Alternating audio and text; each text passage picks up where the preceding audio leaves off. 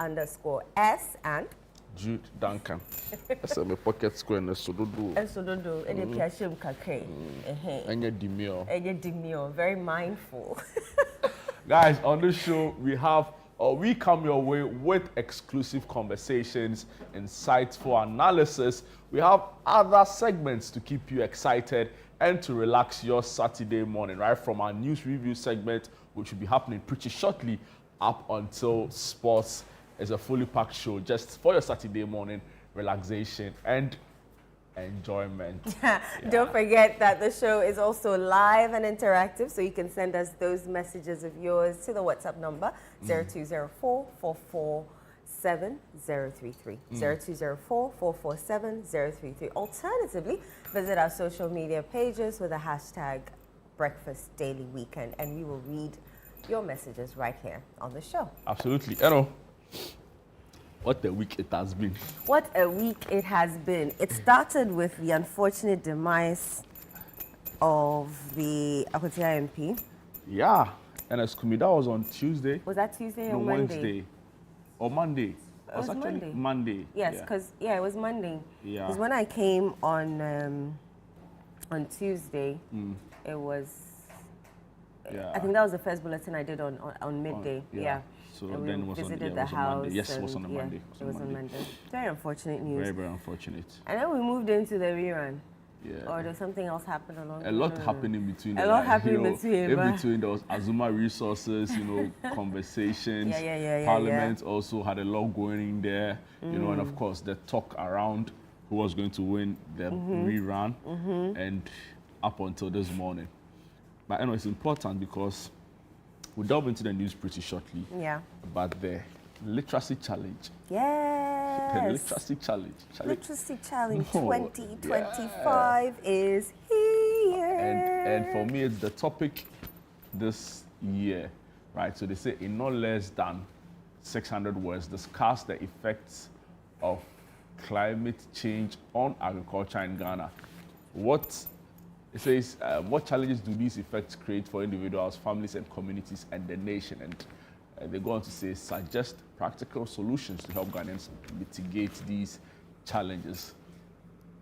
The script must be in your own handwriting.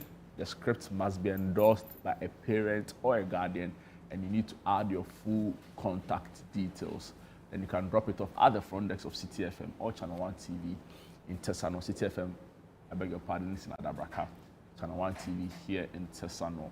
And you might never know, you get to win 10,000 Ghana cedis, together with other prizes, a trophy, and of course the bragging right as the brilliant or the most brilliant, student in Ghana. So we'll see how this goes, but we want to urge all parents to get their kids to start writing again in an era where it's more convenient issuing a prompt.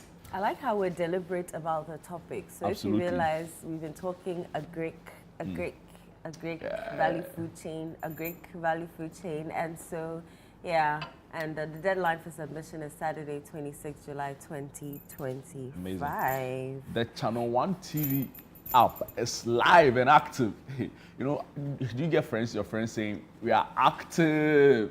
Oh, and no. My age is showing. But that's okay. Sometimes like when you say, maybe there's a hangout with your friends. Yeah. The new lingo in town is active. So when somebody says active, it means that Charlie, you're chrome, we are about and in town. We are in quantity. Yeah, in quantity. Ejubia Fafa will say you're ancient. Ancient of days.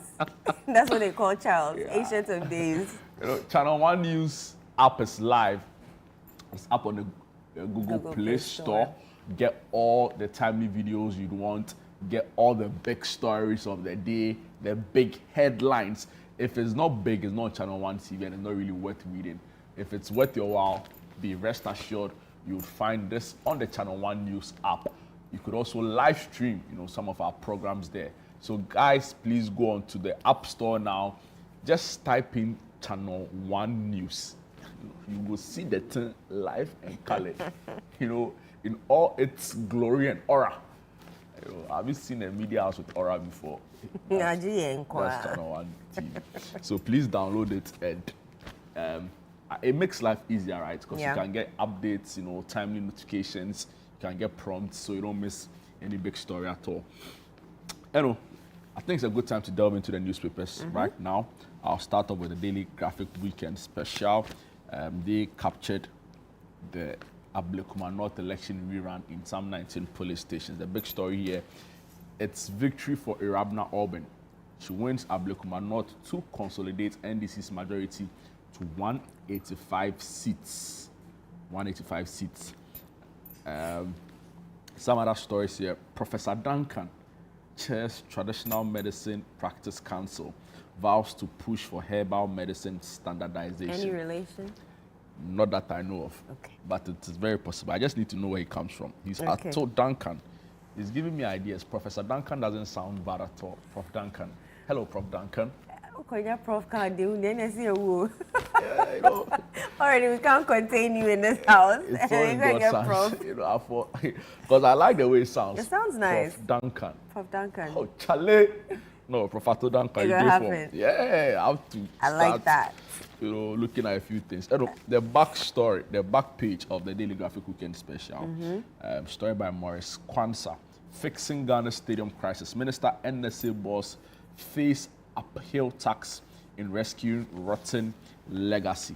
Moving on to the Spectator very briefly, loneliness increases risks of stroke. Others kills over 100 every hour. There's also a feature on the unseen threat of carcinogenic jewelry. Geoffrey Kwame Buta wins third Joy News Impact Makers Award, and there is some kind of write-up on nutrition, frequently asked questions, and also trying to demystify the myths. And the back page, Street Academy 2025 Health Walk today. Wow, I didn't even know I had a mirror. Okay, the big page, the big headline story here. 10-year-olds expecting babies as Upper East Region records 2,436 teenage pregnancies in 5 months. And also here, a bailiff jailed 4 years for forging judge signature. Did you say 10-year-olds expecting babies? Yes, I'll bring you details on that story. Yeah, we'll do that. All right, so I have citynewsroom.com, some of the stories you'll find on our portal. High gold prices to boost Ghana's exports, ease inflation. That's according to a Fitch report. Other stories, Ibera Capital not party to Black Volta Gold deal. Bobby Banton clarifies. Ablekuma North rerun, NDC's Irabna Orban wins Ablekuma North. Ablekuma North rerun, NPP accuses EC government of election manipulation. Other stories you'll find, Mahama orders review of unapproved shipping charges. It's a good feeling. Orban celebrates victory in Ablekuma North. Peace Council condemns violence at Ablekuma North, calls for calm. And let's go to channel1news.com. So the stories you'll find, Ablekuma North rerun, we've been robbed. That's according to the MPP. NDC's Irabna Orban wins Ablekuma North after months-long standoff. NDC behind thuggery, lawlessness in Ablekuma North rerun. That's according to the minority in parliament. Ablekuma North chaos, Peace Council demands end to political violence. In the Ashanti region, 31-year-old arrested for allegedly stealing prepaid electricity meters. Mahama orders scrutiny of shipping line charges, demands parliamentary approval. Ablekuma North interdiction isn't justice. Prosecute officer now. That's the GJA telling the police that.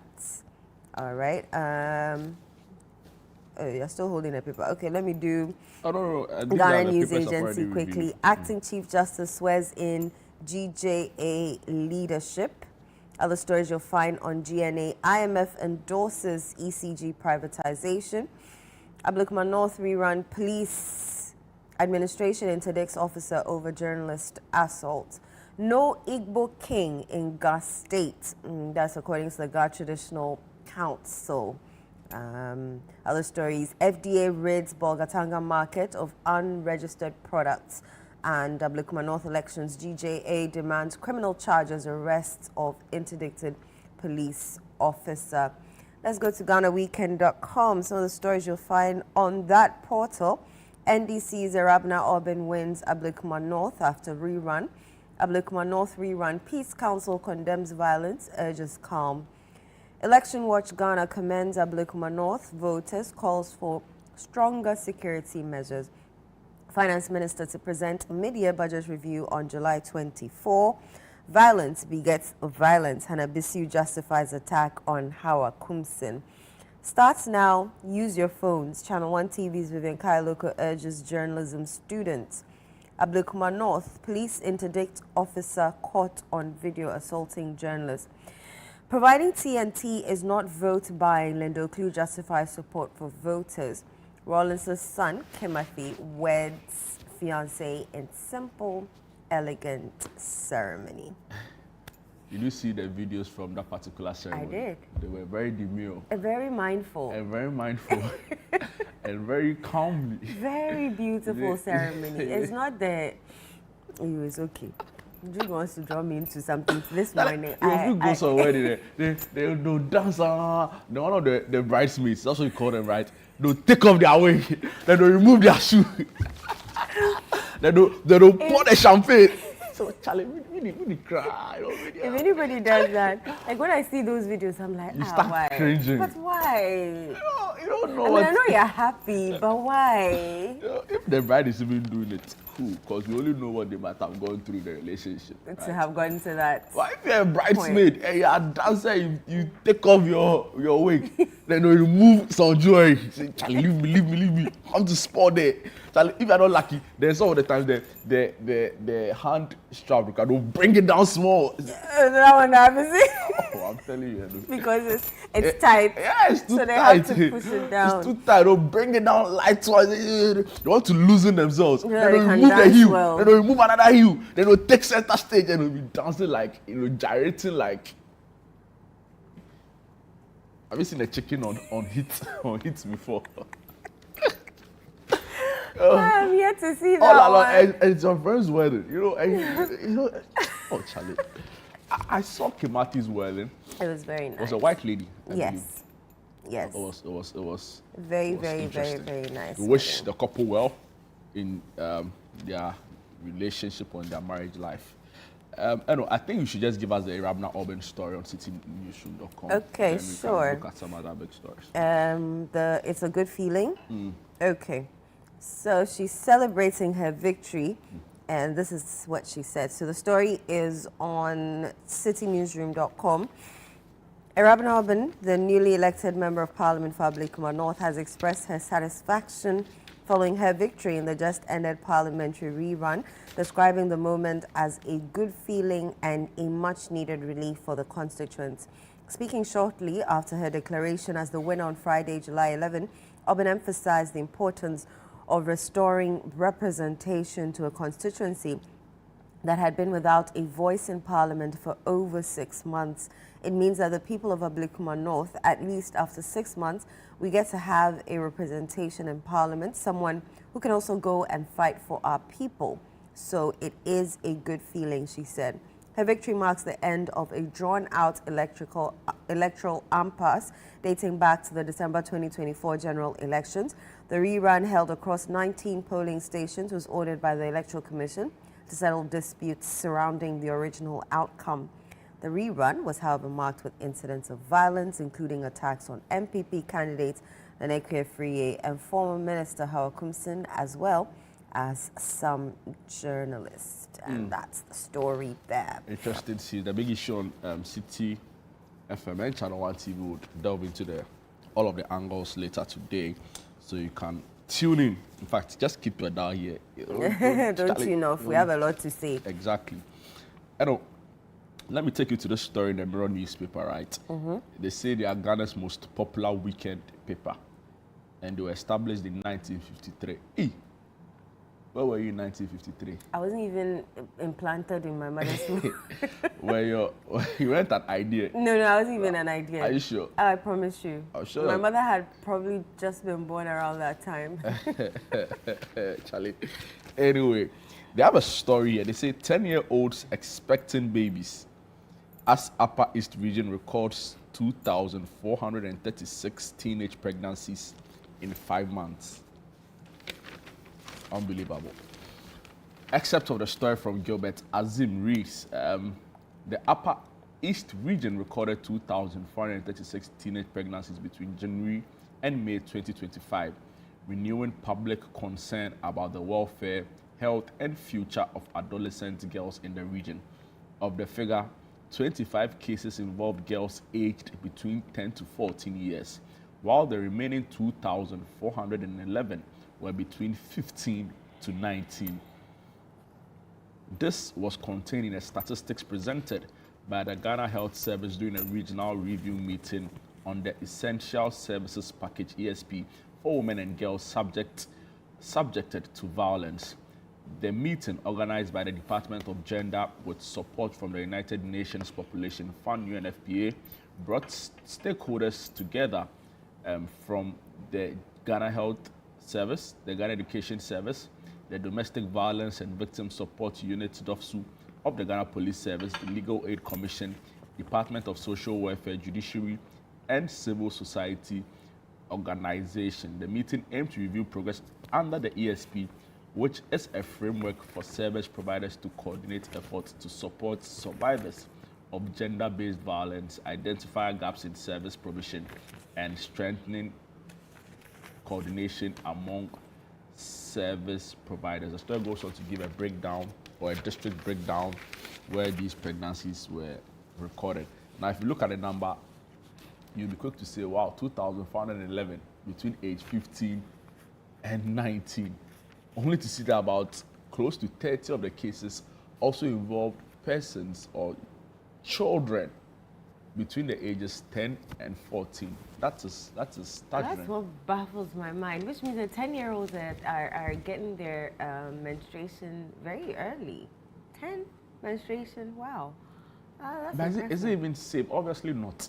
To get your menses? To get pregnant at that time. Of course not. Oh, of course not. It's psychologically, it has a lot of effects on your psyche, so you need to be psychologically strong because you go through a lot of changes that even at 10 years, you're now understanding your body, you're now developing. So definitely they're going through a lot because you don't understand what's going on. You know, the shocking part for me is who these young girls or the persons taking advantage of them. I don't want to believe as their colleague 10-year-olds who are sleeping with them, right? Obviously, would have to be, people older, maybe in their teens or even way older. And for me, that is very problematic that, as a man, you can look at the face of these children and think that it is okay. And sometimes people are quick to say, oh, in some traditions it's allowed, oh, in some cultures it's allowed, right? And they use other things that have happened in the past to sort of justify. For me, it's problematic. We say culture all the time, but we believe that there are certain, for example, FGM. It used to be a culturally acceptable practice, and I'm referring to female genital mutilation.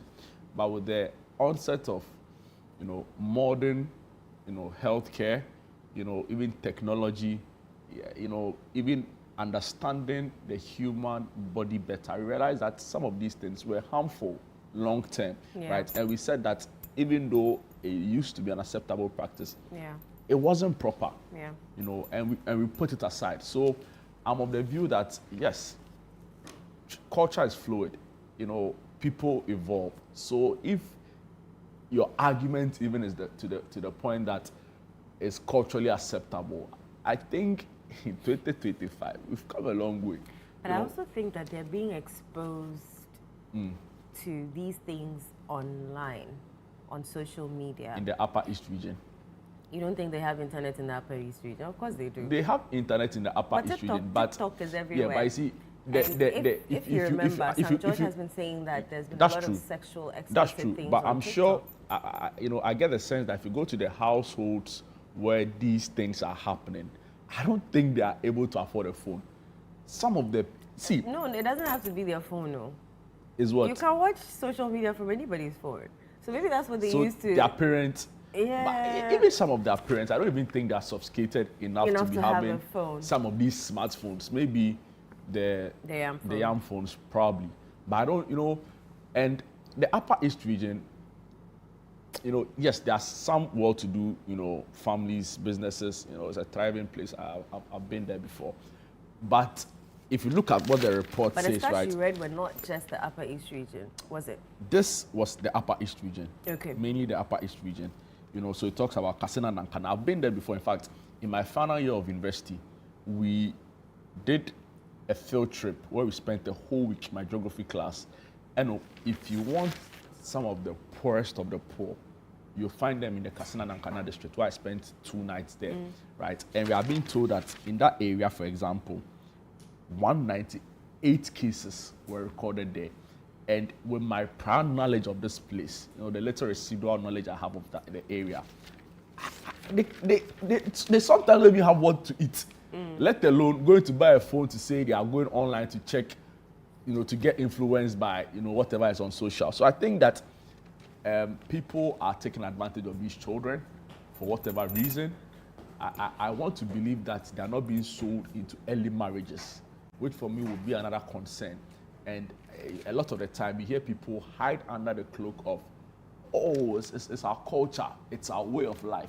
But my argument is that to the point where it affects the natural growth and development of the said child, we need to say that, no, it can't be proper.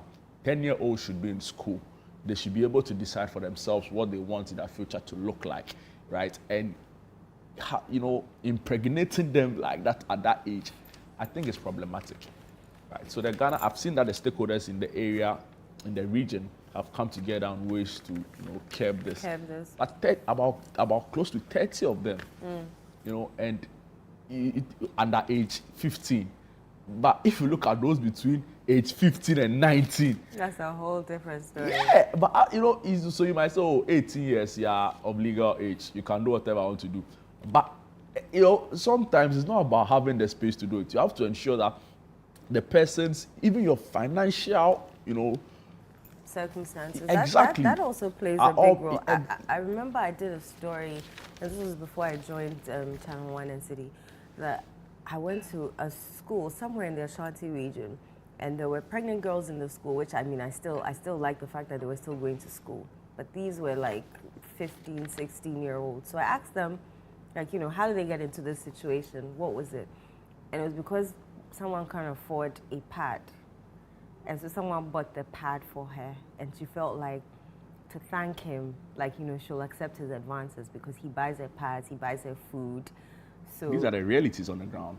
Yeah, so people's livelihoods kind of dictate certain things that will happen to them in their lives. But I hope that they can grow from this, and the stakeholders involved would. We hope so too. Yeah, do better. Do better for the kids, because this can't happen. I have a story here. Did you know that loneliness can increase your risk of stroke? I woke up in the middle of the night and I noticed my girl wasn't by my side. Ever since I was with before, so I got a little ride. So I'm so lonely. I'm Mr. Lonely. The fact that you could actually sing the words of that song. Oh yeah! Back in the day. Back in the day. Yeah, you do Tigo text a lot. Then you realize that she's not texting you the way she used to text you.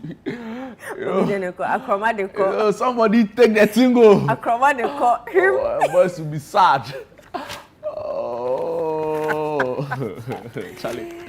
So this is from the WHO, and their report says that the report has linked loneliness to over 100 deaths every hour, totaling more than 871,000 global fatalities each year. The WHO Commission on Social Connection revealed in its report that 1 in 6 people globally experience loneliness, with significant consequences for physical and mental health, well-being, and economic productivity. And they define social connection as the ways people interact with others, loneliness as the painful feeling resulting from a gap between desired and actual connections, and social isolation as a lack of sufficient social ties. And Dr. Tedros Adhanom Ghebreyesus, the Director General of the World Health Organization, he's noted that despite the limitless opportunities for connection in today's world, increasing numbers of people feel isolated and alone. And he warned that beyond individual impacts, unaddressed loneliness and social isolation could cost societies billions through healthcare, education, and employment losses. A lot of people are going through a lot of things, though. Yeah. So if you look at the statistics, I was just checking this, right? So, for example, the average life expectancy after entering an old age home, right, is just under 1 year. That's why we don't have old age homes in Ghana. Yeah, but you know, Ghana, the way our family system is built. Yeah, we want to have the old, they'll live with us, they are seen as a fountain of wisdom. Yeah. You know, I remember my grandma, anytime you get home, she hasn't gone to school before, but she'll make sure you do your homework. And she'll be standing over you, monitoring the homework. Meanwhile, they are an integral part of the family system, right? So we all adore our grandmas, we all love our granddads. So, yeah, but at a point you can get really lonely too. This study wasn't only specific to old age. Even now, people are lonely. They would rather stay indoors and be on their phone, social media. Yeah, but sometimes I wonder, right? So sometimes they even go out, but they're still on their phone. They're still on their phone. Like you'll see a group of people on a table and they're all on their phone. That should be like some kind of disorder. I hate that thing with a passion. I prefer that you didn't come at all. But if you're coming out, if you go on a date and the person you get up. I'll tell you my peace of mind. Why are you on your phone? If you wanted to be on your phone, we shouldn't have come here in the first place. Maybe the person's a doctor, has to give, has to send prescriptions. For a long period of time? Oh no. Or maybe the person is a journalist. What? They are writing their story. Has to keep an eye on Ablekuma North. At that time. Yeah, it's possible. At that time. It's very possible. Or the person is a businessman and goods are coming from the port. Charlie, at 8 p.m. Sometimes or even 1 a.m. No, I can excuse it if it's, a short time. But like literally the whole time you're out with a person, you're on your phone. That's inexcusable. My mate who's who's a medical doctor. Yeah. I was talking to him one time, married recently, young couple, and he got a call at 1 a.m., from one of his patient's family members. That's what? So, Charlie, what else? How did the patient get his number? Oh, I mean, they struck a bond over time, that kind of thing. So he built a relationship with the patients. So sometimes we abuse. You watching wife, you know the way I know today, the weather today make. You see the weather. Oh, that's nice and cold. Yeah, but it's a calling, so you have to go. I've seen people wearing the bubble jackets. We are in winter. We beg you. We are in winter. We beg you. It's cold. This is our winter. So the weather jacket, the one with the fair on the. Oh, Charlie, we sunny pool in the cake. Like, Charlie. Please, we are in winter. This is our winter. If you're not lucky, then we'll add the boots. Yeah, man. Oh, bro, come on. And the stockings for the ladies. Shit. We are serious, though. This is our winter. And we have all these clothes lying in the room and we can't wear them. So we're making use of it now. Let's be serious. We're enjoying our winter. Let's be serious. If you don't understand. Yeah, so, I mean, people's job mean that they have to be actively engaged a lot of the time. So, yeah, but not at the expense of I feel like people if you're out on a date and you're watching TikTok or you're on Twitter and you're tweeting. Very, very, very, very. Share your thoughts with the people around you on the table, because that's essentially. Like, let me see the video you're watching. Not even that, so like I'm with you on a date, then I'm tweeting something else. The idea of Twitter is to communicate your thoughts to other people, because maybe at that particular time you're in some solitary confinement or you're alone, you're in your house. But if you're with people, your tweet should be your words. So say it to them. I have to now. They say, you go and check. I'm a little busy. Or TikTok. Or TikTok. Well, I don't agree. I think if you're out with someone, your phone should be the last thing that you look at. Unless maybe you're waiting for a message or it's an emergency. But otherwise, everything can wait. On that note, we'll be right back with What's Happening? One of our favorite segments on the show. Don't go away.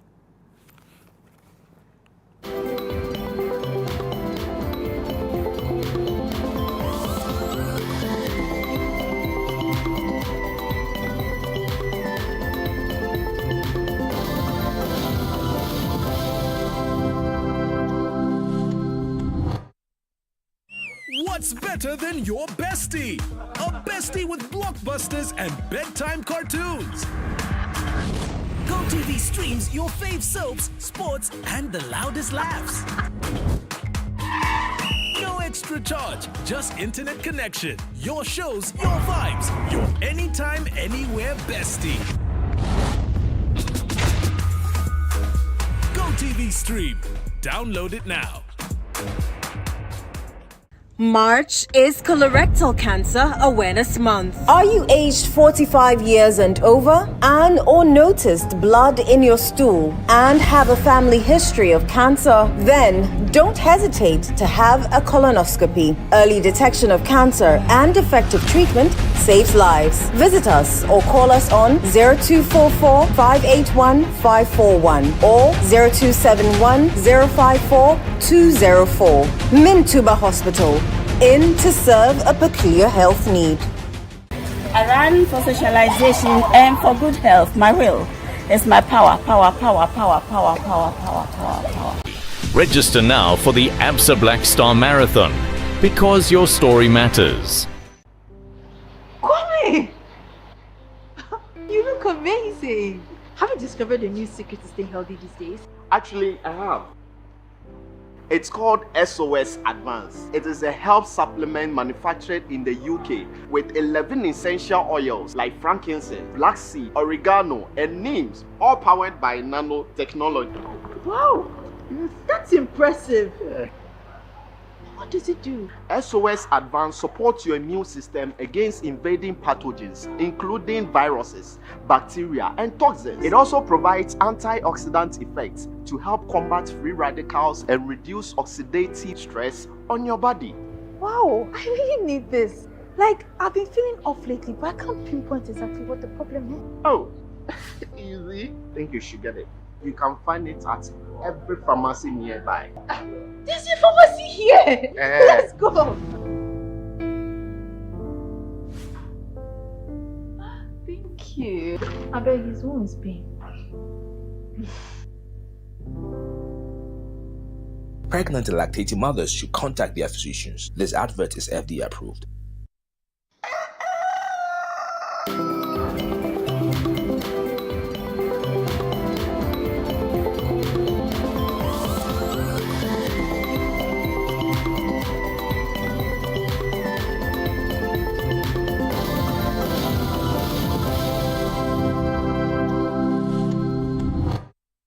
Welcome back. This is Breakfast Daily Weekend right here on Channel 1T with myself, Jude Duncan, and Osafo is here with me as well. We just brought you the news review segment where we read out to you the big news stories and also some you describe as alternative news, but also very important. It's now time for our What's Happening segment. At this period, we get to tell you all the big events happening in and around you, all expected to happen in a few days' time. If it's not big, we don't talk about it. If it's big and it's worth your while, we definitely come your way with it. And I want to start off, Charlie, it's a literacy challenge. 2025. I listen your LPM. The LPM. That's the live presenter mention, right? No, that can't be an LPM. The jingle. Yes, the jingle. They cabrophobia say, hey, Charlie, personal cabrophobe, transcript, no, don't be doing this. Wait till my true. For who? Right for who? And presenters. We'll publish it on citynews.com. We'll publish it. I will send it to Mahama and Julius Debra. 10,000 Ghana cedis. The 10,000. Yeah. Oh, I know you have more than that. Yeah, fine. But I want this one to add money. Don't reject money. Now they say don't give small money. It's not even small money. There's a lot of money. There's a lot of money. 10,000 Ghana cedis and a glitzy trophy and bragging rights. Ha. Interesting. So let me just repeat the topic again. Yeah. We mentioned it earlier, but for the sake of those just joining us, so they say not less than 600 words discuss the effects of climate change on agriculture in Ghana. What challenges do these effects create for individuals, for families, communities, and the nation? Suggest practical solutions to help all Ghanaians mitigate these challenges. You know, for me, I love the fact that at a very early age, you're still trying to conscientize young children about the effects of climate change, right? And the need to view agriculture in a different light. We've said on the show before that a lot of the time, back in school, growing up, we saw agriculture, or it was largely viewed as a form of punishment sometimes. You know, I remember St. Teresa's School, back in the day, we had a rabbit farm. Now, if you misbehaved in class, you were going to feed the rabbits for the day. I kid you not. That was a punishment? At the point, that was the punishment. Later, that rule will be changed and to be on a class-by-class basis. You know, but the point was that if you were misbehaving, you were to feed rabbits, right? Whereas if you were first in class, they'll probably give you some nice spots at the computer lab or at the science lab, you know. So we need to. It's going to take probably a generation to have that kind of mindset change about what agriculture is, the potential it has. We've made a lot of progress. Don't mistake me. We've made a lot of progress in the last couple of years, but with the next generation, we need to see more. We need to view it more as an opportunity than something reserved for people who, you know, do not necessarily cut it. In or what have no option. Exactly. Yeah. So I love that we are getting young pupils, you know, in schools to start thinking differently about agriculture, about the effects of climate change. It's real. I don't think it's a hoax at all. We are seeing it play out, you know, if for nothing at all.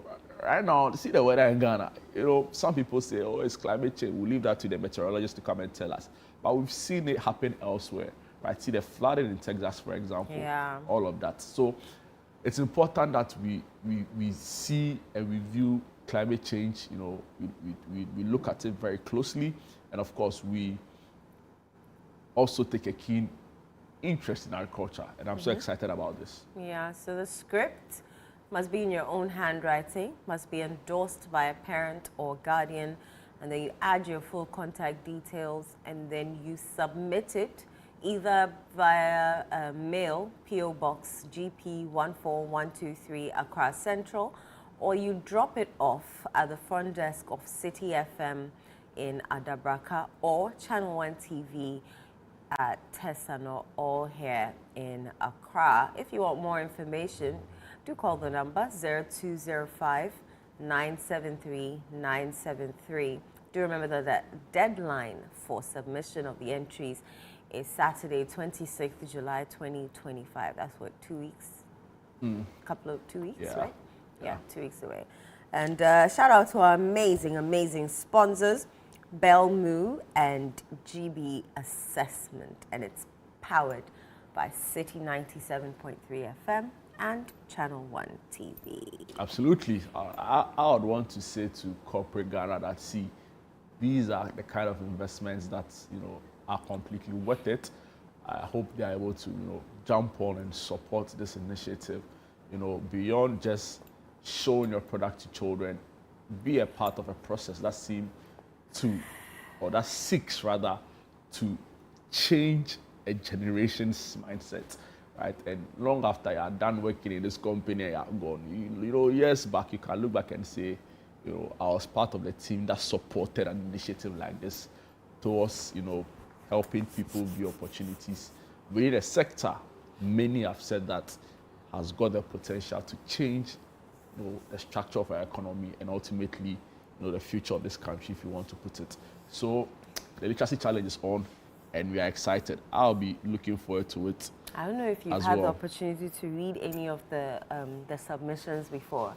The judges have such a tough time selecting the finals. The children who are covered up right now, back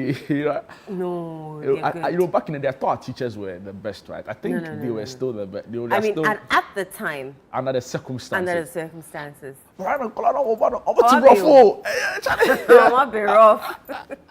Someone can come and ask you something and you're like, wait, how old are you again? Let me tell you the story. I went to the poolside. No, my nephews were going for swimming lessons, right? And sometimes I'll take them to the swimming lesson, And there was this particular area of the pool where they had clearly written the inscription, no jumping.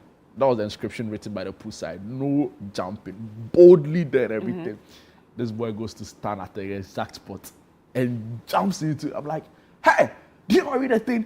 How can I do? Trying to reprimand is like, I dived, I didn't jump. I'm like, hey, you know what? He dived. He dived. He didn't jump. He didn't jump. Okay. And for a moment, I didn't have a comeback. I was watching him quietly. I was, all right.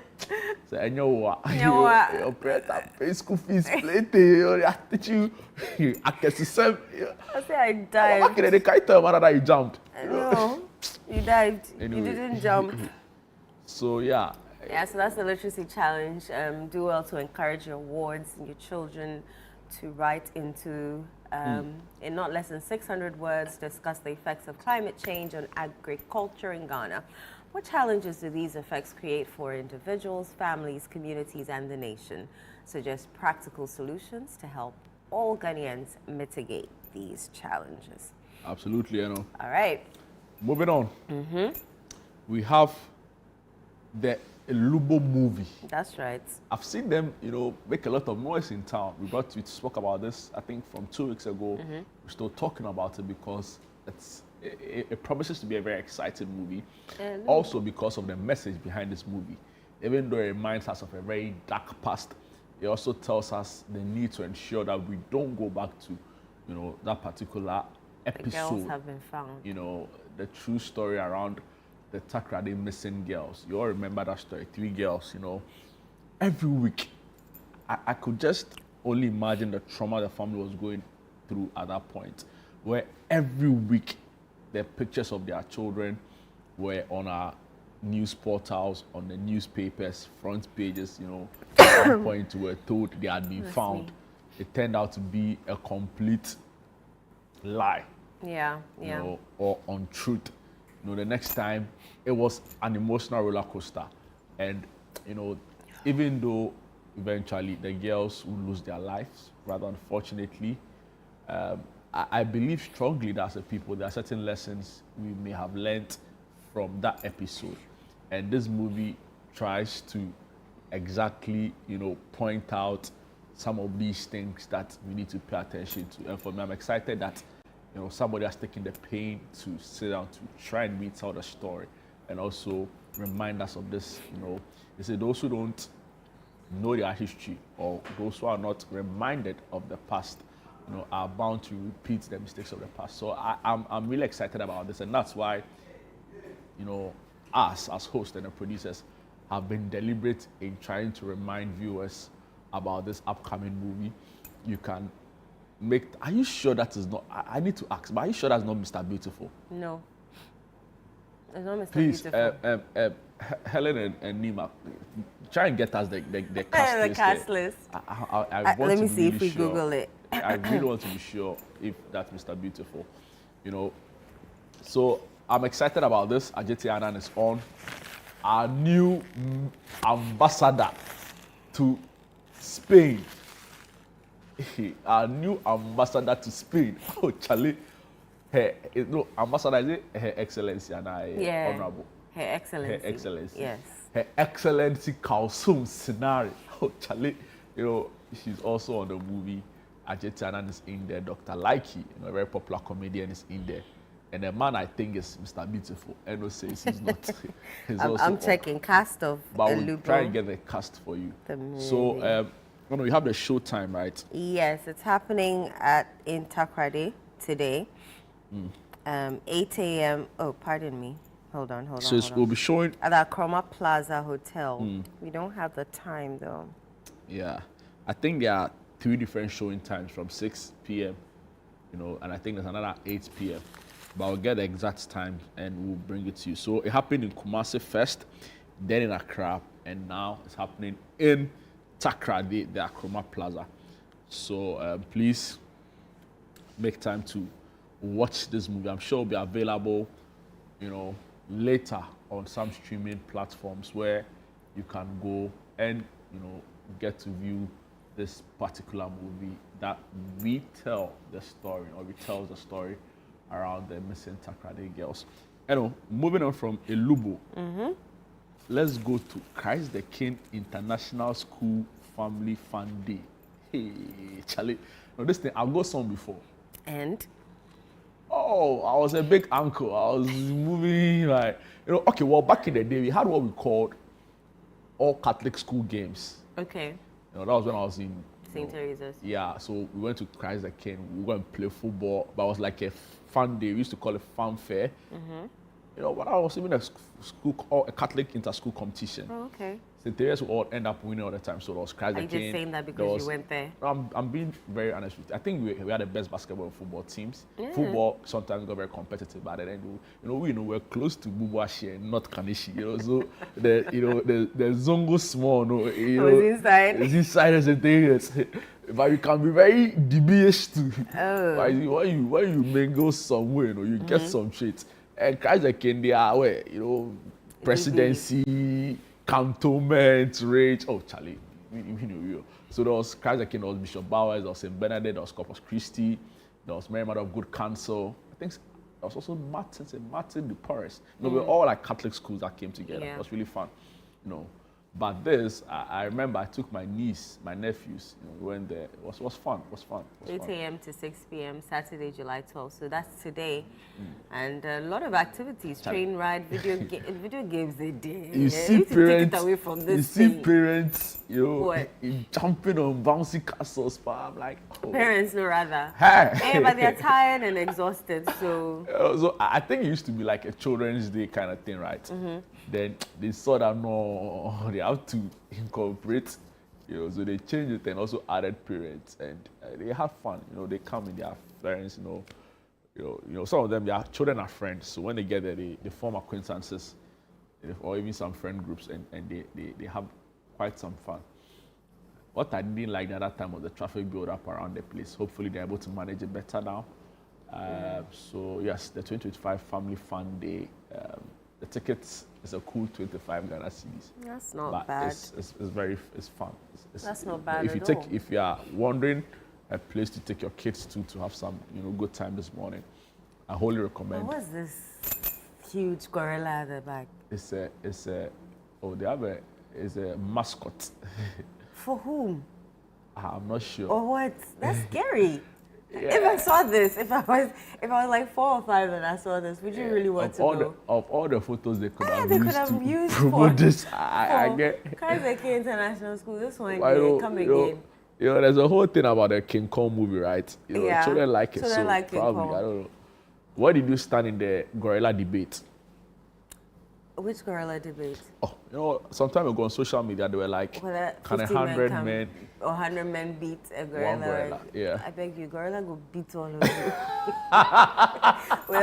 with just one swoop of the hand. Wait.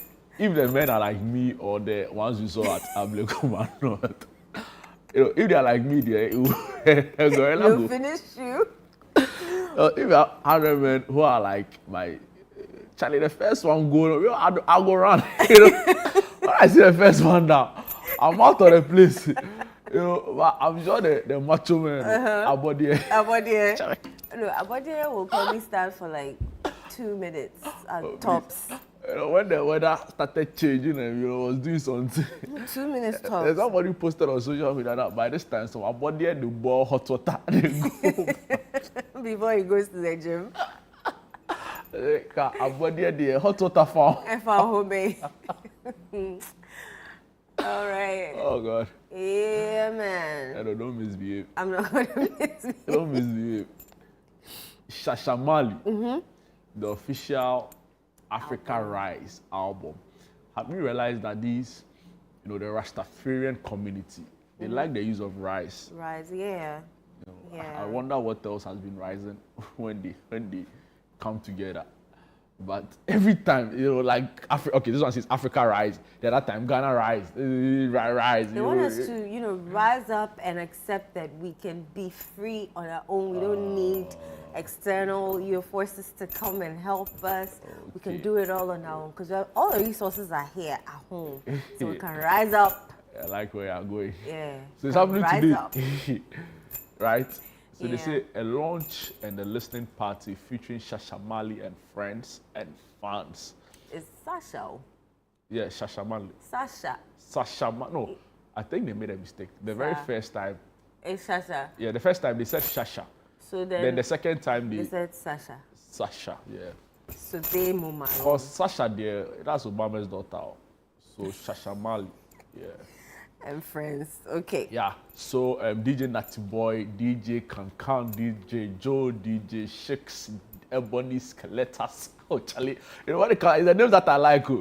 VJ Splash, DJ Brooks, Beya Brofesem, DJ Maddox, Daddy POA, MC Gallo, Nicky Birdman, Alvo Genzagila, DJ Musti, MC Sido.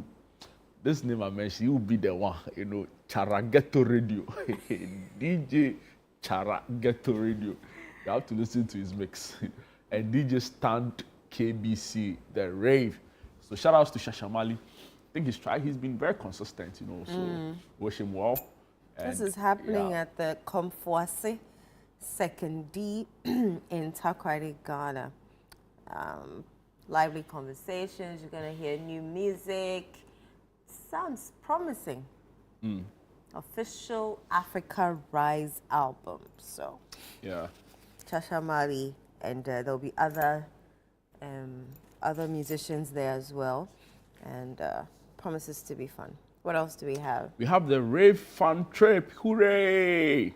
So they say all roads lead to a beautiful villa at Oyarifa Hill, Oyarifa, the Hillview, and it's going to be fun-packed and fully loaded. I expect a chill spot with a serene environment, a pool to cool, and games to keep the vibe alive, and enough space for pure relaxation.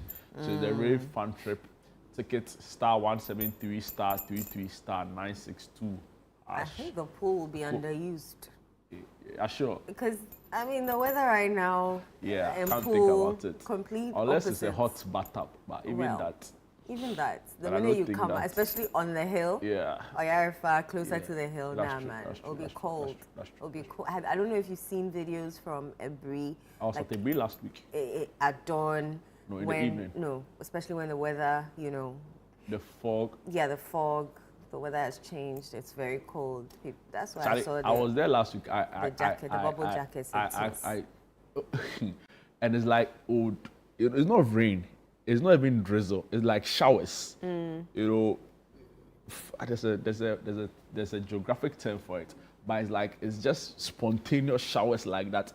It's not really tough. It's not hard. Then it falls. Then it stops. Then the weather was a nice experience. And boys were at some place, and they were having a good time. That's good. I think I saw a snap of yours. Yeah, I think I know where you were. But anyway, there will be buses to convey people from ATU campus from 8:30 a.m. in. Is it? Okay, there's still time because it's just 7:55 right now. So 8:30 a.m. Side attraction you've mentioned already. And there's a party in the bus as well. So you can dial the number on your screen for tickets if you're interested in that. Yeah, and we earlier spoke about the Lubo movie, right? Yes. And the time for showing is at 7 p.m. Okay. So it's important we clarify that. And Jude was right again because who we saw on the cast. Can we just go back to the Lubo poster again? you know why I was concerned, right? Because we know Mr. Beautiful. He's complained a lot about the industry.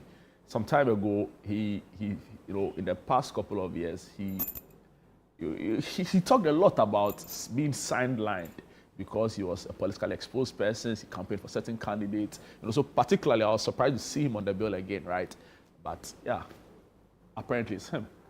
even though Eno doesn't think it looks like him. He doesn't look but like you know, him. people change. Maybe from when last you remember him. It doesn't. And he's really gotten darker because it's probably the edit for the poster. It doesn't look like him. Anyway, but it is him. It is him. Eno. Yep. TEDx University Cape Coast. Mm-hmm. You know the TED Talks, right? Mm-hmm. Very important conversations. Trying to help, the next generation, and it's happening at the University of Cape Coast. And this is on the theme doing what we do best, and our very own USA. Do you know who USA is? Umari Sanda Amadu. Absolutely. He'll be on the bill. He'll be engaging students on doing what we do best. I'm sure he'll be speaking about interviewing because he's definitely one of the best we have in the country. So Umar San Namadu in the thick of affairs, of course. Other very notable, high-profile people are also there. Lady Comfort Okran will be speaking. Kalije on social media has an interesting handle. I don't want to mention it on air, but Kalije, who is a social media influencer, I beg your pardon, will be there as well. Of course, Edward Asare, I went to school with him. Marketing communications. Yeah. I'm interested in listening to what Precious T, what Asampua has to say. Fundraiser. Yeah. That's what's there, right? Fundraiser. Yeah. And of course, Lady Comfort Okran. She needs no introduction. Powerhouse. So yeah, we'll see how this particular one goes at the University of Cape Coast. You can watch virtually. You don't have to go there to be a part of this. You can go get your tickets and follow all the conversations virtually. All right, Edo. It's happening 17th July 2025 from 12 p.m. to 6:15 p.m. Right. Amazing. So that's all time will allow us for the What's Happening segment. But guys, the literacy challenge, it's important I reiterate that it's happening. It's important you be a part of it. Even if your children have finished, Jesus, yes, they are gone. I'm sure a nephew or a niece or somebody in your church or somebody in your community, help them to be a part of this. Let them submit the application. It's a really fair process. I know you've come to trust and love the city brand. If it's good enough, we will take it up. And 10,000, that's a lot of money, right? So guys, be a part of this. Let's all come together to show the same support you've done for previous, programs like that. And I'm sure you'll be a happy person that you really took advantage of this. Thank you so much for agreeing to do it in advance. Anyway, that's all time allows for our What's Happening segment. But we can't leave like that. It's important we take a break. We'll be back. But before we do that, we have Brainy, our musician, with our guest for the day with an interesting performance right here on Breakfast Daily Weekend.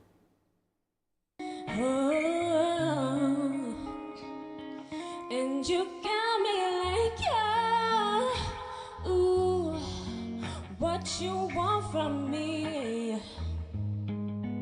And you tried to buy your pretty heart, but the price too high. And you got me like, you love when I fall apart, so you can pull me together and throw me against the wall. Baby, you got me like,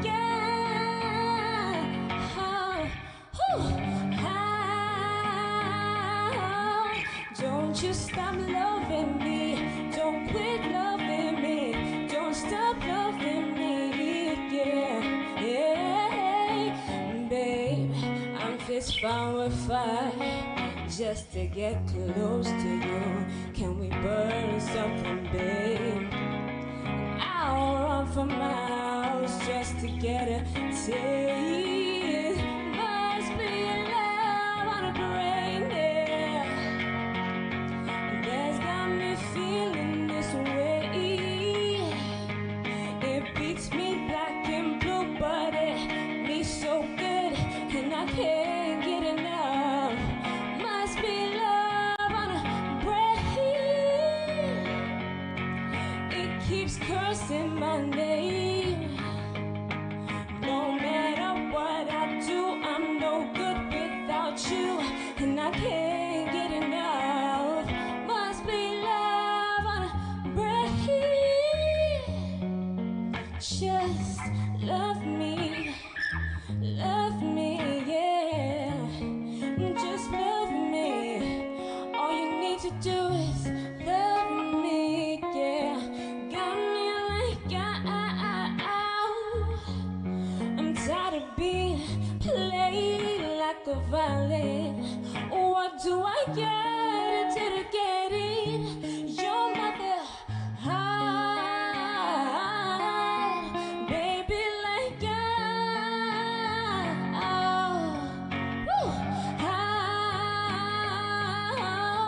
don't you stop loving me. Don't quit loving me. Don't stop loving me. Ooh, and babe, I'm fist forward just to get close to you. Can we burn something, babe? I'll run for miles just to get a taste. Must be love on a break, yeah. This got me feeling this way. It beats me black and blue, but it me so good, and I can't get enough. Must be love on a break, yeah. It keeps cursing my name. No matter what I do, I'm no good without you, and I can't get enough. Must be love on a break. Ooh, love on a break. Yeah. Must be love on a break. Hi everyone, my name is Brenny, and this next song is called Obsessed. Enjoy. Ooh, da-da-da-da-da-da. Hey,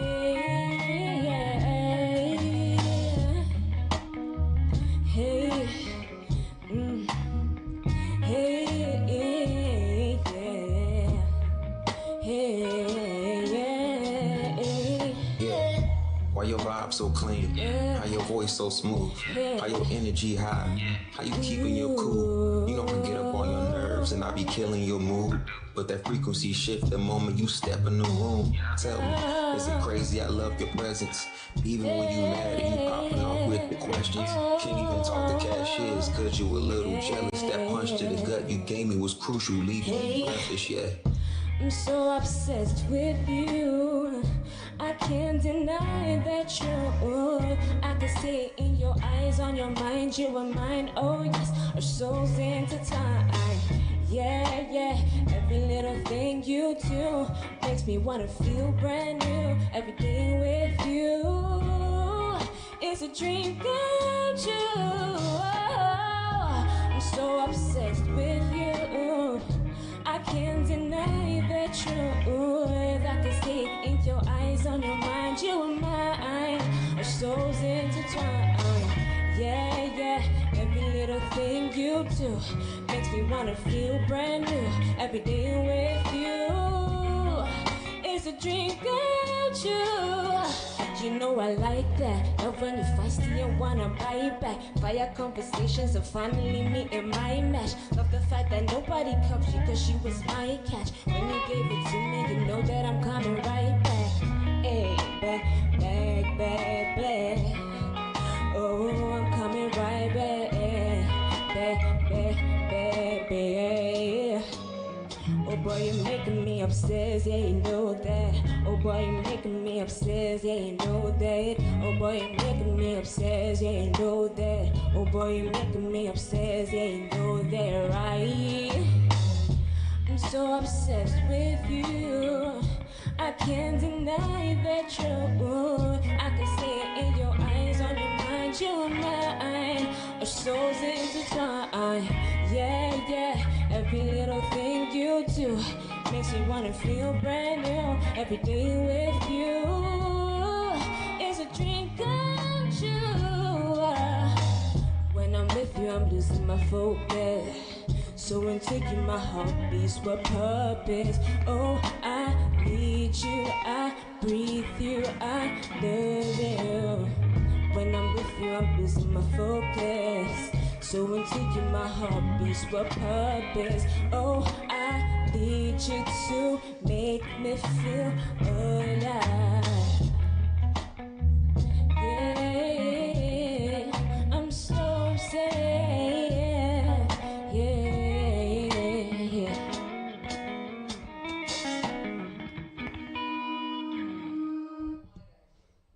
So this next one is my latest single, which I just released on 18th June. So I hope you enjoy.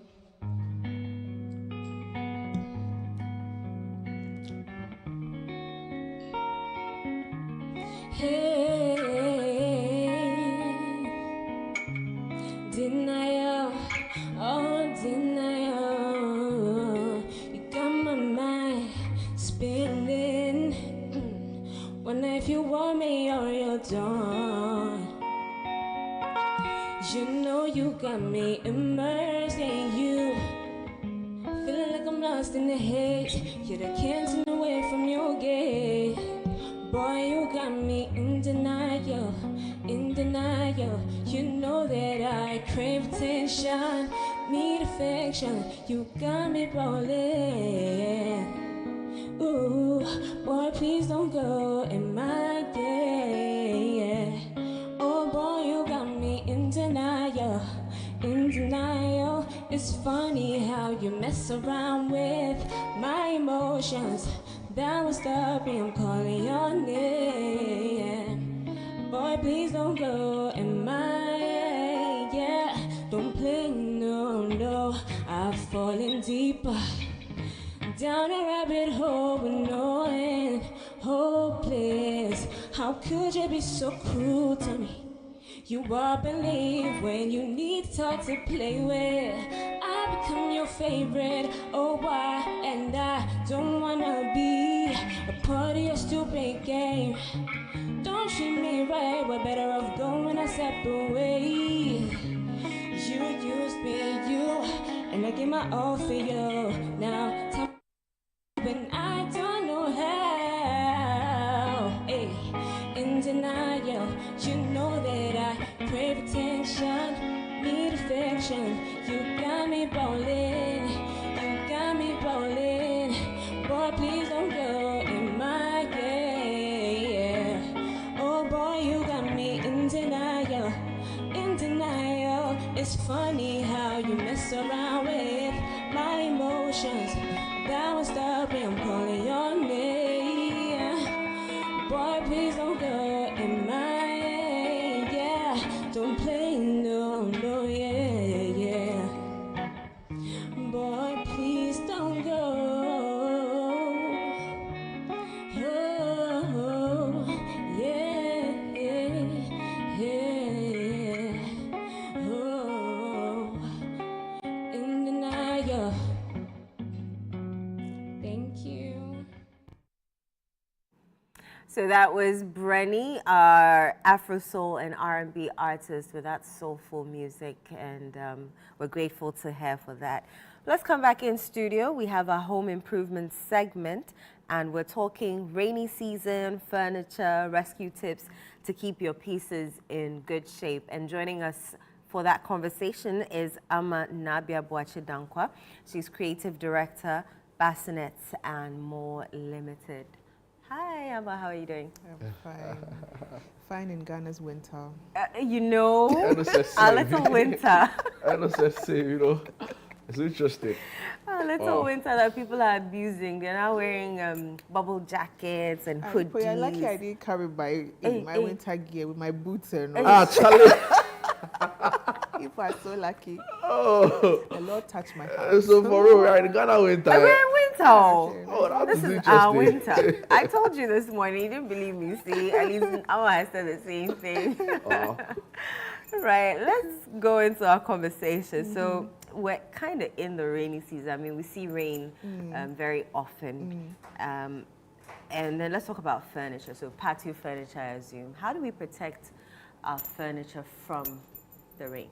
Okay, so we have to, good morning to everybody, forgive me. So when it comes to furniture in the sense, we have to strip the furniture down to what type of furniture are we talking about. When you break it down, that is when you're able to treat it per its specific qualities. So there's leather, there's rattan, there's fabric, and there's wood. So let's assume that all these are sitting on a patio.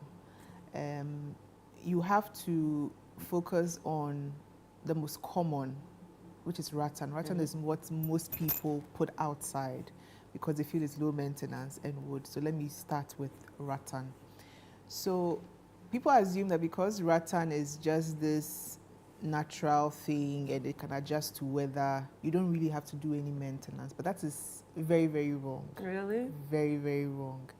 When it rains, what happens is it becomes brittle. You see, rattan itself is a dry material. Yeah.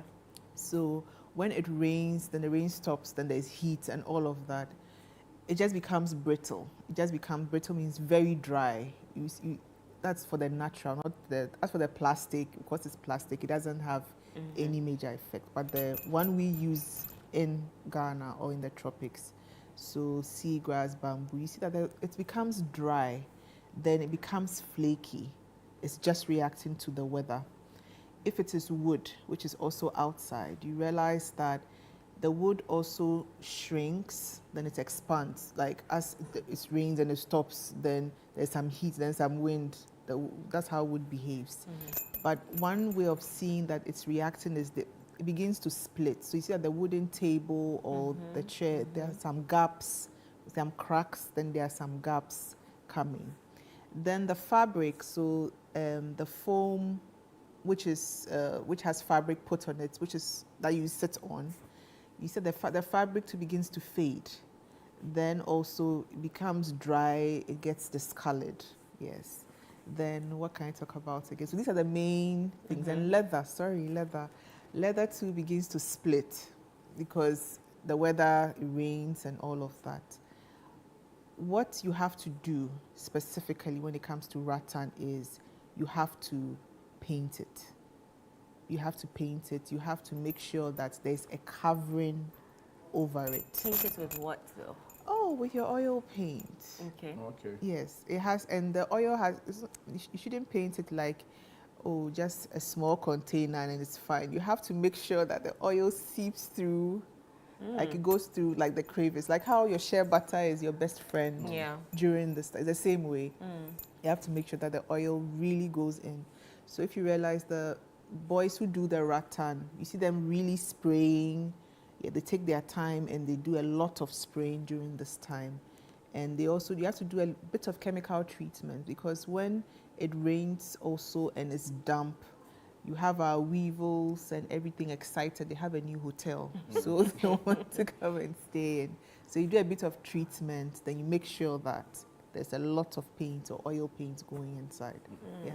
So and with the rattan, yes, that's the rattan. Yes. Okay. With the other ones. Then with the wood, almighty wood, you have to do a lot of polishing. Because as for wood, I always say it's the biggest girlfriend we have when it comes to raw material. Or attention. So you have to make sure this is the time that you really have to polish. Because wood, it doesn't understand that the weather is cold. Once it's cold, naturally it just shrinks within. So you have to polish. That's why it's advisable that from January to December, all year through, you have to keep polishing. Like every month, do it twice. Every month? Yes. That's a lot. Oh. So the polishing is not like the hardcore polishing of like how we used to grow up. Now there are sprays. Okay. Yeah, so you can just spray and take your dry cloth and just buff. It's the floors that need a lot of intense work, but for chairs and just tables, random tables. There's spray and there's wax polish, which you can. Yeah. So as for wood, from January to December, you have to make sure, because it reacts all the time. Yes, and we're in the tropics, and wood, even though it's the best material for where we live, it reacts all the time. Then for fabric, because some people just use upholstered seats outside, they don't want to fuss over rattan or wood. You have to have fabric conditioners, and these are specific products that have been tailor-made to deal with chairs that are sitting outside but are fully upholstered. So once you see there's a change in weather, and also once it's a heavy used chair, as in lots of people sit outside. So I can imagine your station would sit outside, like, how do you call it, your after work hours, people sit, journalists, you want to discuss topics and all of that. So if it's a heavily used chair outside, yes, with traffic and the weather, you have to have a conditioner where you spray in once in a while. It maintains the fabric color, so the discoloration and fading, it's not as intense or prevalent. Yes, so those are also on the market, and that's how essentially you treat it. Yeah. And then leather? Then leather too, you have to polish. Leather also behaves like wood, but I always say you have to be very careful when you are purchasing leather seats or leather fabric, because the cheap leather, as soon as the weather changes, there's no way of salvaging it. As for that, it immediately, that means it's spoiled. It's spoiled. So if you want to invest in leather furniture, because you just have the foresight of weather will change, we are in the tropics, so let me not just waste my time and waste my money. Always invest in proper leather. And with proper leather, when the weather changes, it becomes brittle. That is dry. It doesn't mean it's spoiling, but leather like wood has, when it's aging, those cracks, we call them patina, the cracks and all those things show. But when you polish it, it enhances its beauty. So you have to make sure that you have polish and conditioner as well. Interesting. Yeah. I wanted to find out, I've heard people say that the best time to buy wood or to buy furniture is actually during the rainy season. Yes. Oh, already? Yes. It's like, but you finish your question, but let me just say yes. You've answered it, but to add to that, right? And they say that it's important because you are able to tell the quality of the wood being used. But I'm now also hearing from you that you could also adopt other means to protect the furniture. So back to it, why is it the case really? And just going back on some of the treatment options available, how do you know which wood is best for which particular kind of treatment? Okay. Putting all together for us. Okay. So the first part, it's like land. This is the best time to buy land to see if it's waterlogged and all of that. It's just basically because we are in the tropics. Tropics means lots of rain, lots of sunshine. So you want to see how your land will react, and also want to see how your wood will react in the extreme condition. So this is an intense condition of the weather. So this is the best time to see, okay, if I have a whole plank of wood, how would it behave? Would it warp? Would it twist? Insect-wise, is it able to, if you have insects trying to eat through or seep through? The termites, right? The termites, how would it behave? So this is actually, so these are the reasons why we say buy wood at this time and let it dry out naturally against the weather also changes, so you see how it will behave. It's, how do I say, it's an age-old thing. It's not, how do you call it? We can't really give it the hardcore scientific thing, but it's something that is generational. They'll tell you, any proper carpenter will tell you this is the best time to buy it. If you buy it when the weather is fine, you will not see how. But to be fair, there are certain types of woods, right, that react to extreme sunlight. So that should also count for something, right? That should also matter. You know, when it's very hot, you know, it should also be a way to look out for the quality of the wood. No? Yes. So the thing also about wood is that because of this steady or generational thing I'm talking about, we don't use certain woods in certain places. So once that reacts to, say, sunlight, we're not going to put it outside to go and misbehave outside. We'll keep it inside. Interesting. Yes. Let me, you are not a carpenter, you know, last time, but I'm sure you are well placed to answer this. That time they told us it's not even carpentry again, it's joinery, right? Joinery. Hey, Charlie, Fascinating. that's more demure to say. Yeah, but why is it so expensive, right? And it's expensive, but also the market variations for the price of furniture is quite interesting. So, for example, you go to, I don't want to mention the retailers, right? But you go to, you know, they are everywhere. They're everywhere. And you look at the prices, and it's so expensive. And you see maybe similar, you know, furniture, probably with even more chairs at another location.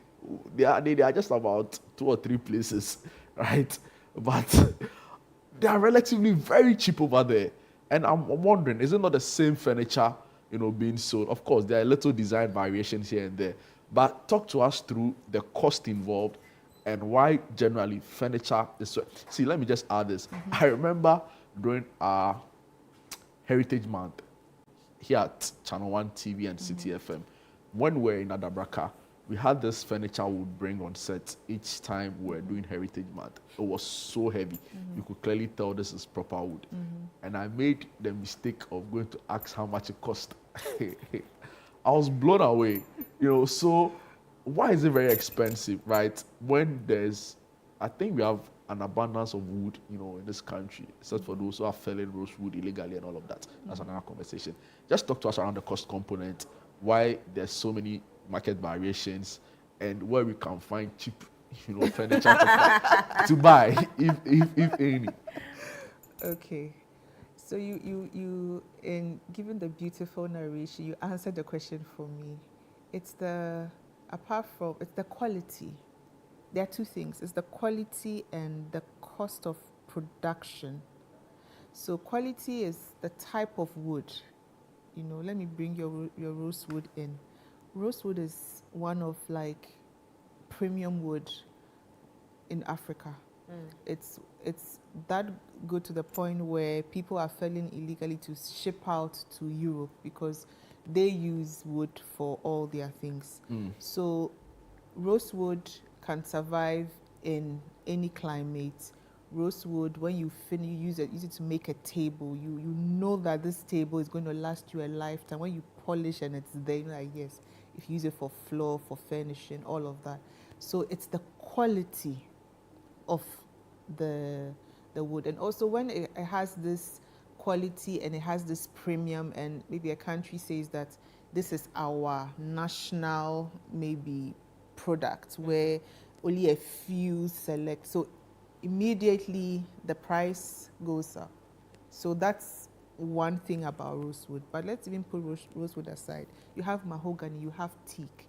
Those woods, you know that if you use it for doors, floors, furnishing, all of that, you're assured that generations to come, nothing is going to work, nothing is going to happen to your wood. As compared to if you use plywood for a table, within 3 months, you call me that, what kind of wood did I use? So it's the quality of the wood, you know, and this is quality that has transcended generations, like 1980s, and it was identified as premium wood. So right now, 2025, it's considered as top like raw material. And the second thing is the quality of production. Those ones, we don't just cut it and just do anything to it. You know, it will go into a kiln. You have experts that will come and say, okay, I want the grain to look this way. And we even cut we cut the beams in a particular way because we want it to look a certain way. So when we stain it, you said that maybe the heart, we call it the heart of the wood it has some design. All those things are intentional cutting. So the production, and it's not just any carpenter who knows how to work on them. And I segregating. No, it's true. Yeah. So if you go to Sokoban, in Kumasi, for instance, when it comes to like proper timber doors, there will be about 3 people who they will direct to the way koneho onunkwane nimye. Yes. So my carpenter is called Alajo. He can't do so. No. I'm offended. He wouldn't even know He wouldn't even know what to do, from the kind of stain, the kind of polish, how to treat it before the door even comes out of it.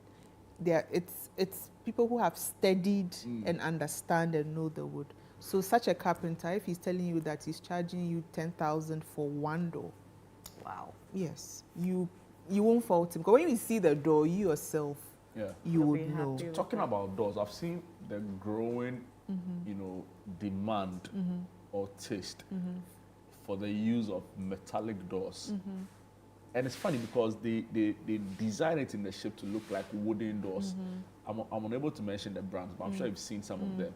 If you go to our university campuses, for example, the hostels, at least where I was, all of them, Legon, from Jean Nelson Hall to Elizabeth Francis Say, all the hostels had that kind of doors. And they are brown looking. You'd think it's wood, but it's not.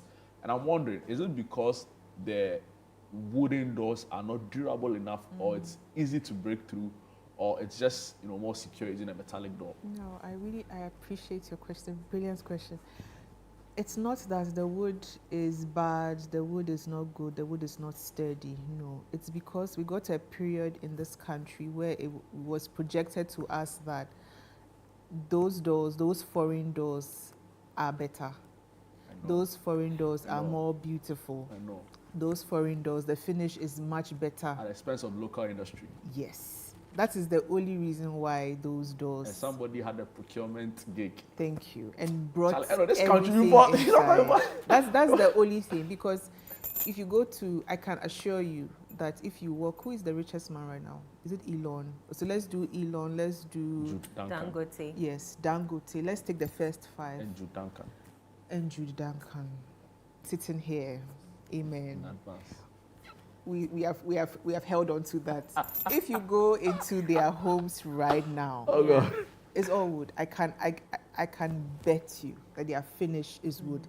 They are rushing over wooden doors as compared to these China doors. And you should ask yourself, why are they making I don't want to say China, why are they making these foreign doors look like the wood is exactly? That's my point. Because they know that the wood is the same. Yeah. So if I ask the question because it's one thing if you are going to use your metallic doors. I don't care. It's not really my money. Well, it's my taxes. Yeah. But you do it any color, right? Yeah. Don't try and create the impression that it is wood.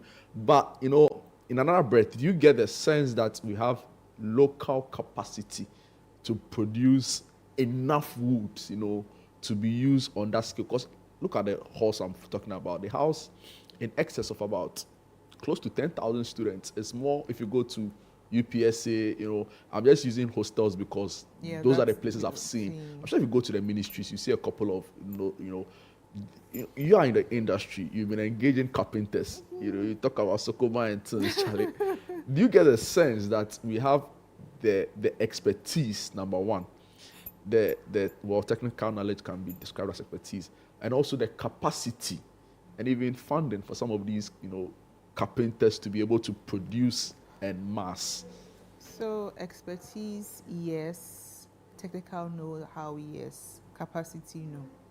We don't. The simple truth is we do not have the machines. We do not have the equipment. How many you just ask yourself when you do the Ghana Club, it's 100. Yeah. How many wooden companies are in first 5 or even first 10? Furniture production companies in first 5 or first 10. Back in the day, used to hear some. Yes. Yeah. Exactly. Because are they still around? Yes, they are around. They are but around. they're not producing as often No, or as much. they are as much. They have their clientele. Those who know. Yeah. And those who want that kind of work, Go to them. go to them.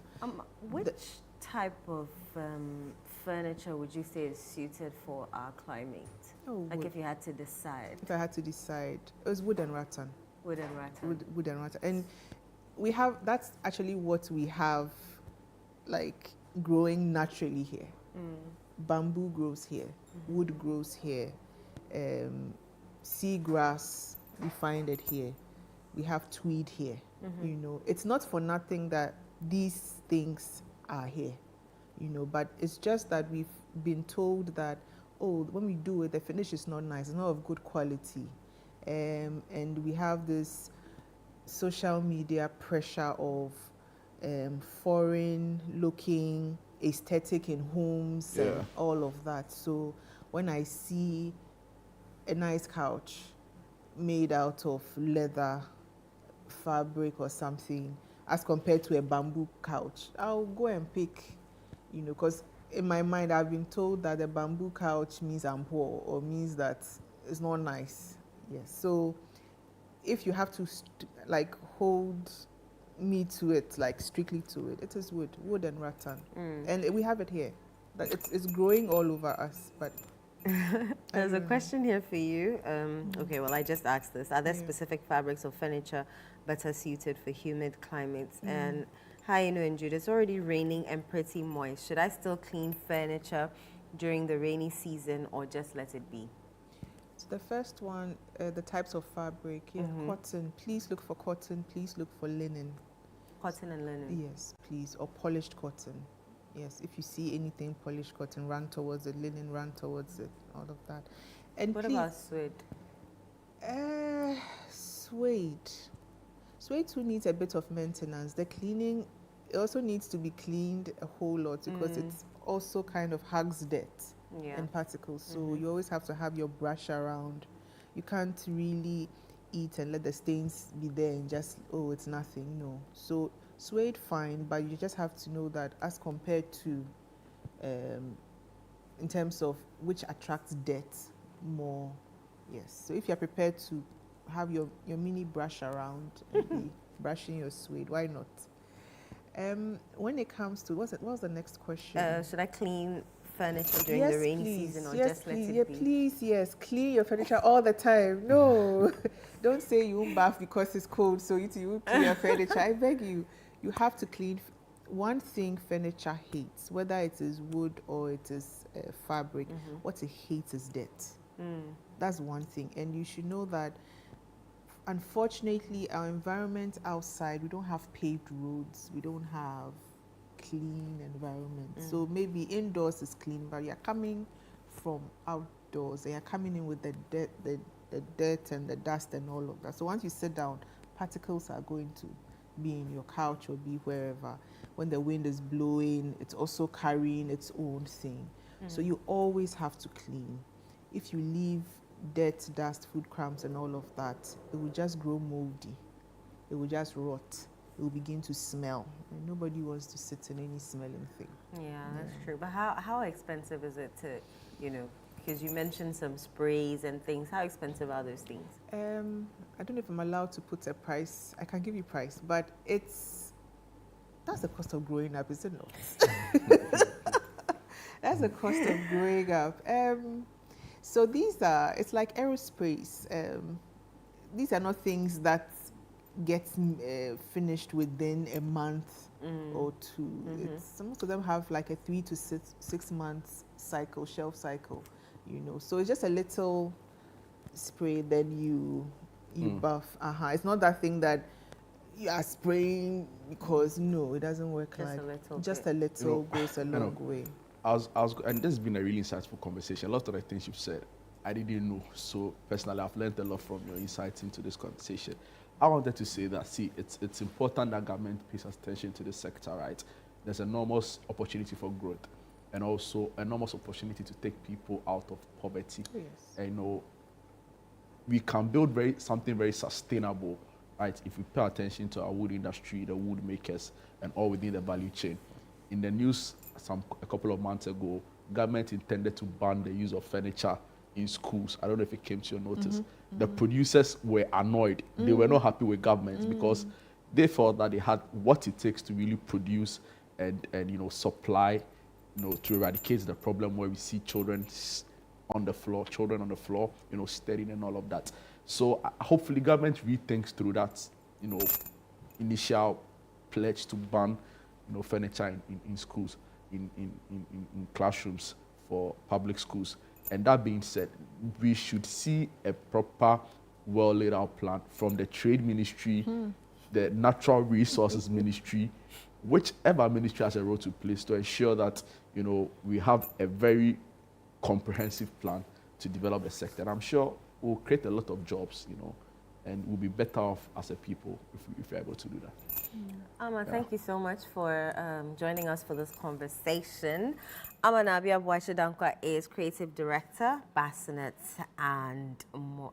A question just came in, but we're so sorry that time is up. Active on Facebook. Is she? I've seen some of her posts. So look for her on Facebook if you have more questions, and I'm sure she'll answer them for you. When we come back, we have more for you. Don't go away.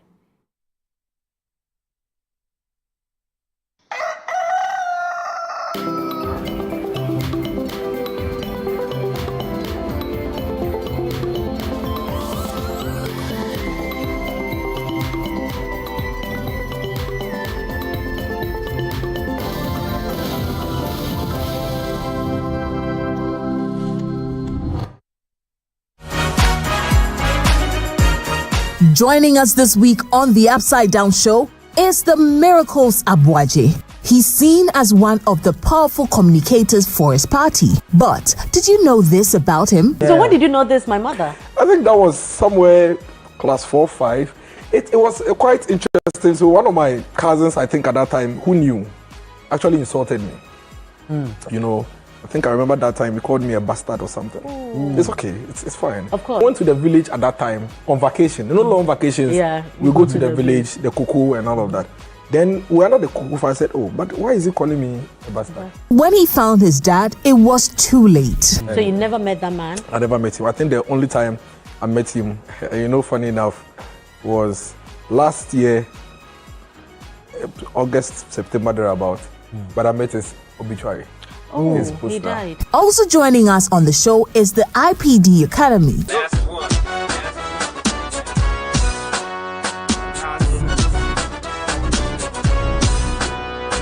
So, make a date with us this Sunday at 7 p.m. prompt, only on Channel 1 TV.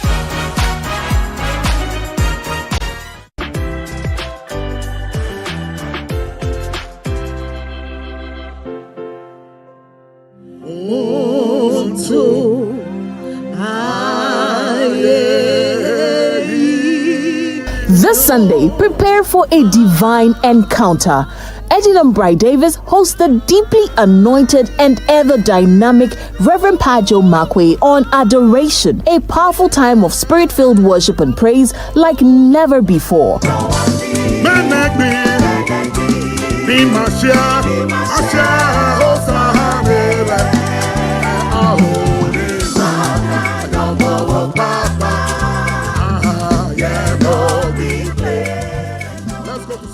Tune in and experience the overflow as he ministers under the unction of the Holy Spirit. Let every heart be lifted. Let every soul be renewed.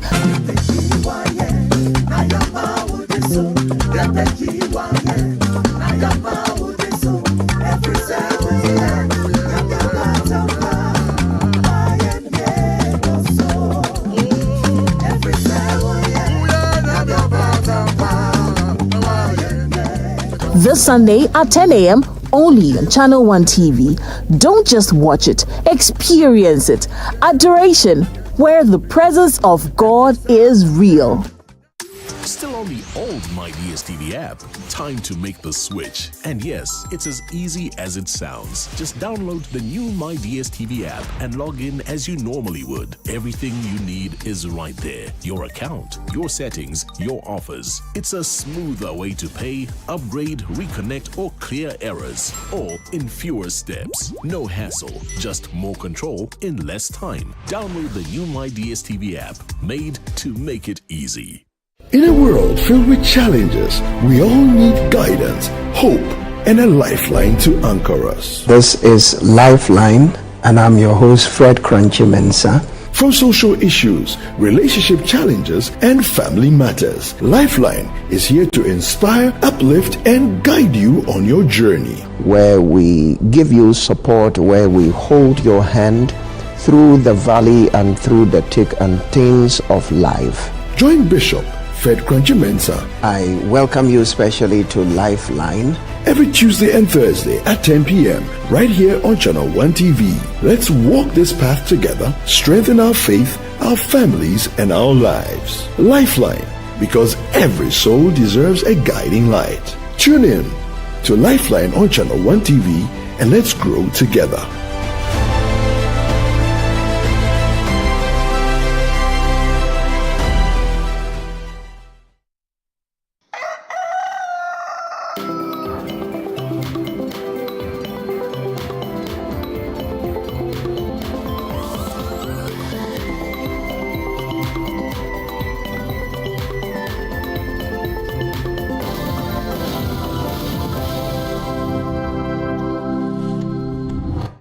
You're welcome back to Breakfast Daily Weekend right here on Channel 1 TV. Right now we're going into a conversation. We're talking about the 50th anniversary of the Ministry of Health Basic School.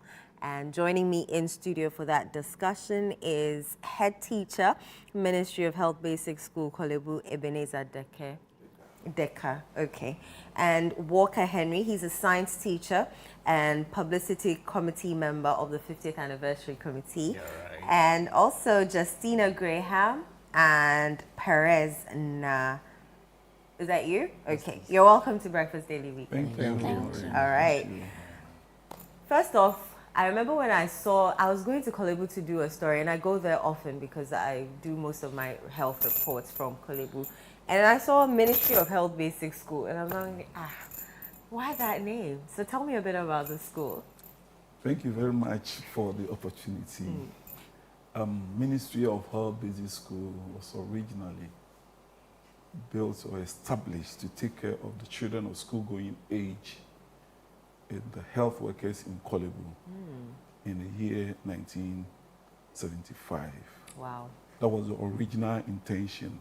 Okay. So it started, it started with the first headmistress, Mrs. Hubert Dixon. But the years, we realized that health workers, the doctors and nurses were patronizing it until some private schools started coming around the community. Then some of them started withdrawing their children to the private school. Apparently, this is a public basic school. So then we opened up to the community. So as we speak, we have greater percentage of the people coming from the environs, Latabio, Koshi, Kolegono, Mamprobi, and even parts of Gamashi and other areas. But then,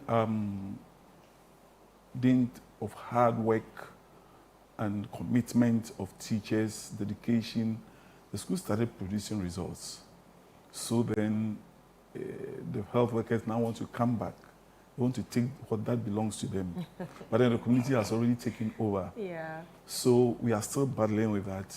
But then the school has grown from age to age in academic, in discipline, and everything. Arguably, Ministry of Health Basic School is the best public basic school in Accra.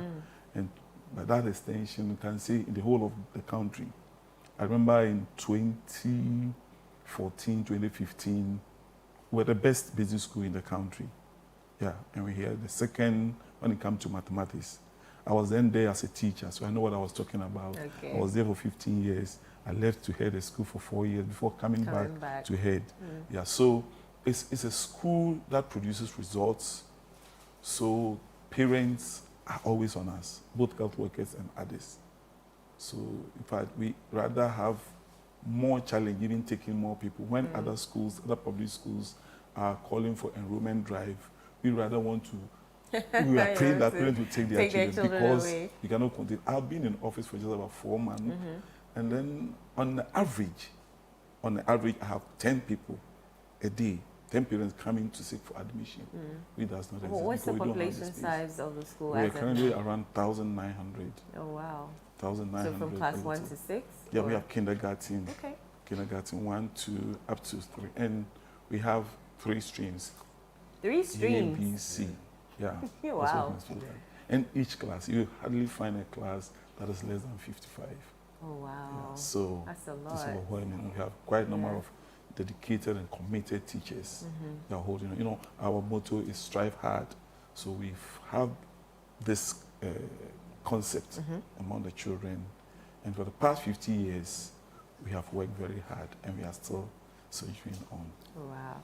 So for 50 years, and I'm coming to you, Henry, for 50 years the school has stood. What does this anniversary mean for the school? The anniversary means, thank you very much, and thank you, your viewers. The anniversary means a lot. Looking at a chunk of people that we have produced for the coming years. Of course, we are not only celebrating 50 years, we are celebrating the values, the responsible people that we have trained, we have produced over the years. To me, it's more like something bigger than the anniversary that we are celebrating. Once again, we are calling on all students, the alumni. We are calling on parents and the stakeholders to come in support of this anniversary. You know, this is a Golden Jubilee anniversary, and it means a lot to us. So the community, parents, and everyone who is in bed with Ministry of Health, GHS, we are calling on them to come and then support this anniversary. Who are some of the notable people the school has produced, if you can recall? Okay, so if memory can serve us, at least we can talk of Dr. Opukuware Ampoma, the past immediate CEO of Kolebu. Okay. Yes. Okay. In front of Ablekuma. So let's go. We are going straight to Stadium Junction. In front of Ablekuma, that is our next stop. Driver, let's go. Driver, let's go. I'll play the music. I'll play the music. Sing along.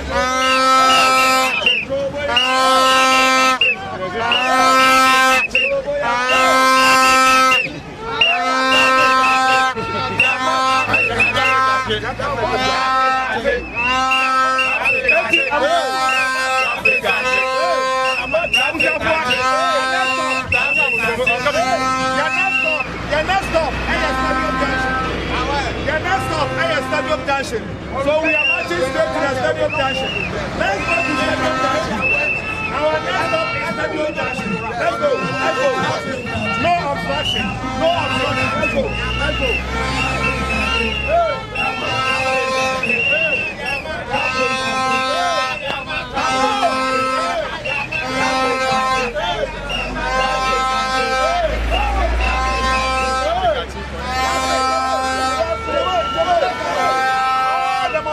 Behind the car.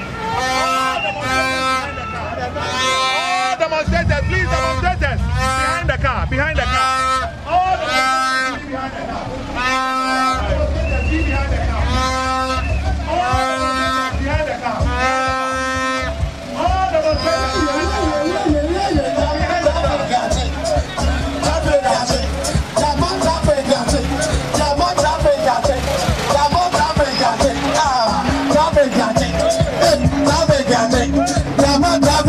police you for traffic, police you for traffic, Yama traffic, traffic, traffic,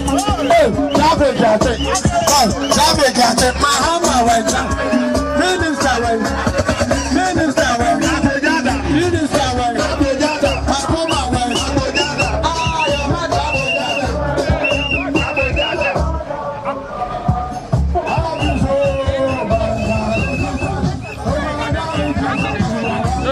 Yama